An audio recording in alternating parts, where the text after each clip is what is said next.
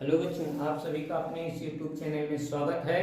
आज आप सभी लोग इस वीडियो में बहुत ही इम्पोर्टेंट क्वेश्चन सीखेंगे। तो ये जो समीकरण दिया गया है, इस समीकरण में मूलों की प्रकृति बताना है और समीकरण को हल करना है, यानी कि x का मान निकालना है, x का वैल्यू फाइंड करना है। तो चलिए देखते हैं इसमें क्या करना है। यहाँ से देखिए, इस पूरे समीकरण में यहाँ 1 2 3 यानी 3 भागों में क्वेश्चन को बांटा गया है। तो ये जो हर दिख रहा है यानी डिनोमिनेटर, इन तीनों का लघुत्तम लेंगे। तो ये देखिए, ये वैल्यू यहाँ है, ये वैल्यू यहाँ है, ये वैल्यू सबसे बड़ा है, तो इसी को हम लघुत्तम में ले लेंगे, एलसीएम यही लेंगे। तो आपका एलसीएम यहाँ कितना बनेगा, देखिए ये वैल्यू आप एलसीएम ले लीजिए, x माइनस 3 और 2x प्लस 3, ये एलसीएम हो गया। आप ये एलसीएम ले लीजिए, क्योंकि ये बड़ा वैल्यू है, इस वैल्यू ये पूरा वैल्यू इससे भी डिवाइड हो जाएगा। देखिए इससे डिवाइड हो जाएगा, इससे भी डिवाइड हो जाएगा, इस पूरे से भी ये डिवाइड हो जाएगा। तो ये एक ऐसा वैल्यू है जो तीनों से डिवाइड हो जाएगा, तो आपका एलसीएम ये हो गया। अब यहां से देखिए, जब इस वैल्यू से इस पूरे को डिवाइड करेंगे, इस पूरे को इससे डिवाइड करेंगे, तब ये कट जाएगा, ये बचेगा, जो बचेगा उसका मल्टीप्लाई हम ऊपर करेंगे। यहां से देख लीजिए, जैसे आपका 2/3 3/4 है, यहाँ एलसीएम आप टेबल लेते हैं तो इसको डिवाइड करते हैं तो 4 आता है, 4 का मल्टीप्लाई यहाँ 2 में करते हैं। सेम वही यहाँ आपको करना है। तो यहाँ से आप पहले इससे डिवाइड कीजिए, तो ये बचेगा, जो बचेगा इसका मल्टीप्लाई इसमें करना है। तो आप क्या करेंगे, ये इससे डिवाइड कर गया तो इन दोनों का मल्टीप्लाई करना है, यानी आपको करना है 2x का मल्टीप्लाई करना है 2x प्लस 3 में, फिर प्लस यहां से देखिए, अब इस पूरे को इससे डिवाइड कीजिए, 2x प्लस 3 निकल गया, तो ये आपका बच गया कितना, x माइनस 3, ये बच गया।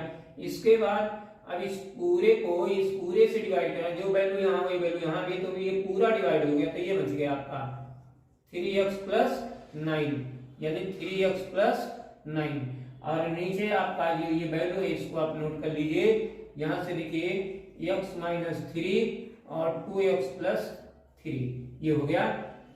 अब इस प्रकार आपका ये 2 स्टेप हो गया। अब यहां से देखिए आप, तो एलसीएम हम ये ले लिए हैं, तो ये आपका वैल्यू है, इस वैल्यू की जरूरत नहीं है। अब यहां से देखिए, यही वैल्यू यहां आएगा, तो हम ब्रैकेट अगर खोलते हैं तो कितना बनेगा। अब ब्रैकेट हम खोल देते हैं, इस लाइन की नहीं जरूरत है, यहां से डायरेक्ट इसको लिख लेते हैं। अब यहां देखिए, ये एलसीएम इसको लिख लिए और ये लिख लिए। अब इसके बाद हम क्या करते हैं, इस ब्रैकेट को खोल देते हैं, इस ब्रैकेट को खोल देते हैं। तो यहां से कितना होगा, 2x का 2x में कितना हो गया, 4x स्क्वायर, 4x स्क्वायर। और यहां से कितना बनेगा, 2x का 3 में, तो ये आपका कितना बन रहा है, 2x का 3 में 6x। और यहां पर आपका कितना बन रहा है, x माइनस 3 प्लस ये आपका कितना बन रहा है, 3x प्लस 9। और ये वैल्यू यहाँ देखिए, ऐसे करके इसका मल्टीप्लाई यहाँ करेंगे तो ये चला जाएगा, इस पूरे का मल्टीप्लाई 0 में, तो ये 0 हो जाएगा। अब इतने को हमको टोटल करना है, तो यहाँ आपका बन रहा है 4x स्क्वायर, और यहाँ देखिए 6x और 1 7, 7 और 3 10, ये 10x हो गया। और इसको जोड़ लीजिए 9 और यहाँ माइनस 3, तो यहाँ कितना हो जाएगा 6, तो ये आपका हो गया 0।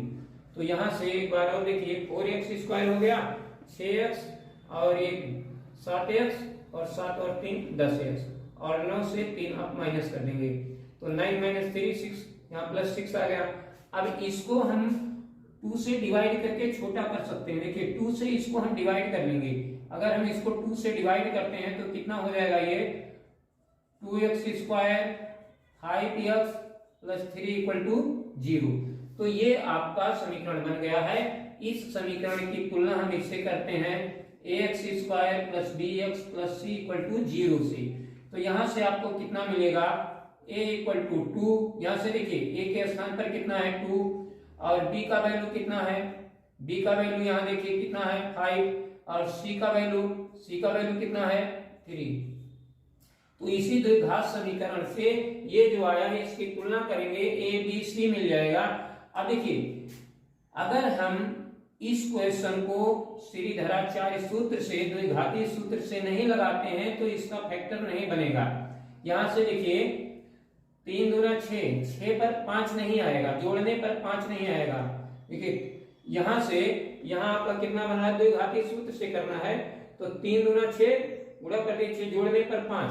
चलिए यहाँ आपका 5 हो गया है, लेकिन हम इसको इस श्रीधराचार्य सूत्र से सॉल्व करते हैं। पहले इसको ये चेक करते हैं कि ये इसके मूल वास्तविक हैं कि नहीं है, इसके मूल वास्तविक हैं कि नहीं है। तो इस सूत्र से चेक करते हैं। देखिए b² - 4ac, इसमें चेक करते हैं वास्तविक होने के लिए ये वैल्यू होना चाहिए, इसका मान 0 से या तो बड़ा हो या तो 0 के बराबर हो।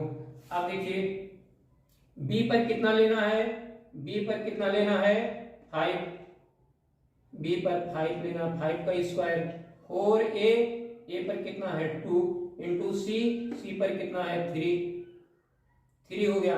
अब यहां से इसका वैल्यू हम निकालते हैं 25 और 4 दूना 8 तिरिक 24, इसका वैल्यू आ गया 1। तो जो 1 है ये 0 से बड़ा है, इसलिए मूल क्या हो जाएंगे, इसके मूल वास्तविक होंगे, मूल वास्तविक होंगे, परमेय संख्याएं होंगी और भिन्न में होंगी, इसका जो वैल्यू होगा। तो चलिए देखते हैं अब इसको श्रीधराचार्य सूत्र से कैसे लगाते हैं, यानी द्विघाती सूत्र से कैसे लगाते हैं। तो आप यहां से देखिए द्विघाती सूत्र क्या है, x = -b plus minus b² - 4ac अपान 2a, इस सूत्र से इसको लगा लेते हैं। अब यहां से देखिए b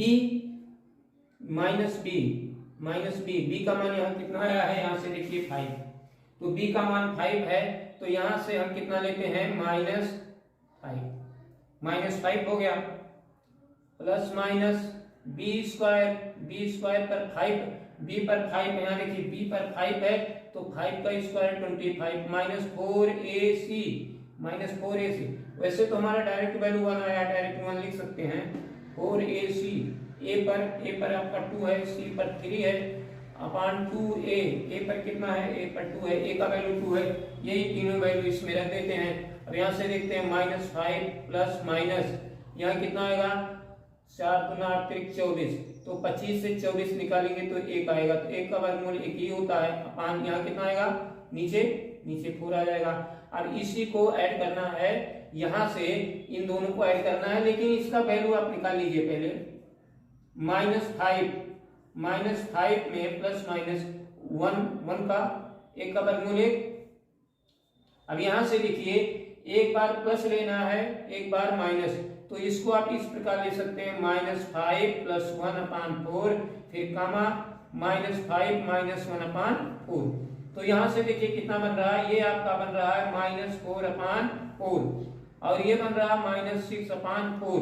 तो यहां से आपका आंसर कितना बन रहा है, देखिए आपका आंसर बन रहा है -1 कामा, इसको काट दीजिए तो ये -3/2, -1 -3/2, ये आपका x का मान आ गया। समीकरण का हल ये है।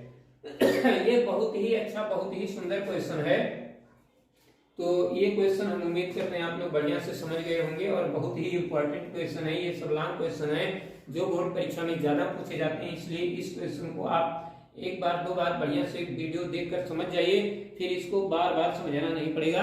तो आप वीडियो को देखते रहिए, खुश रहिए, मस्त रहिए।